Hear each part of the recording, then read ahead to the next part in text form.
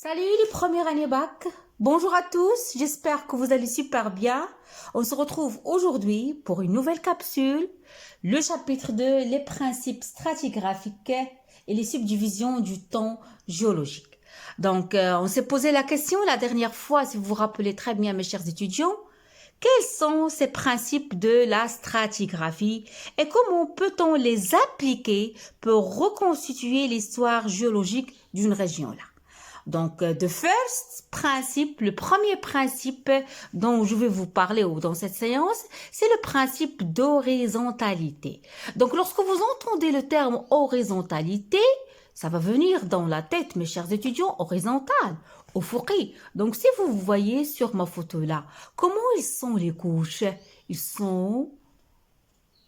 Comment ils sont les strates ici? Oui, ils sont disposés sous forme de quoi? Sous forme de strates horizontales, sous forme de couches horizontales. C'est le principe d'horizontalité.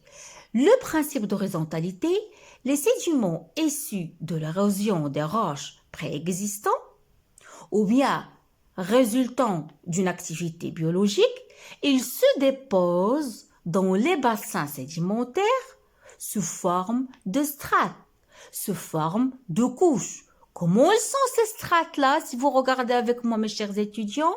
Comment sont ces couches-là? Ils sont horizontales.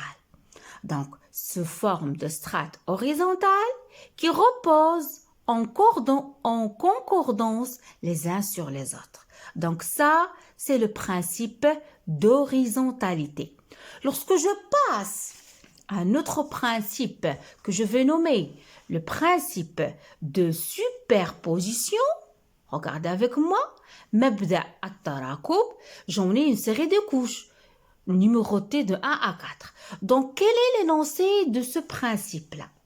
Donc, ce principe de superposition, mes chers étudiants, ce principe de superposition, il permet de caractériser des successions ordonnées, c'est-à-dire des successions de couches, des successions de strates ordonnées dans une série sédimentaire, en l'absence de tout bouleversement tectonique, en absence de toute déformation tectonique. Lorsque je dis déformation tectonique, vous les connaissez, c'est-à-dire en absence de plis, en absence de failles, toute strate, toute couche, elle est plus récente que celle qu'elle recouvre. Elle est plus récente que celle qu'elle recouvre. Ça veut dire que ici, petit a, c'est quoi? C'est la couche la plus ancienne. Et petit 4, c'est la couche la plus récente.